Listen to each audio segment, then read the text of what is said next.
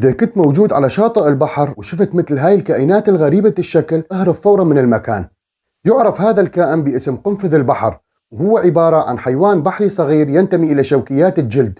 يتميز بجسمه الكروي المغطى بالأشواك الحادة يلي توفر له الحماية من الأعداء. ويعيش هذا المخلوق بجميع محيطات العالم، ويفضل المناطق الصخرية والشعب المرجانية. وتكمن خطورته بالأشواك الحادة الموجودة فوق جسمه، لأنه إذا صبت بهاي الأشواك أو دهست عليها بدون قصد فرح تسبب لك آلام شديدة.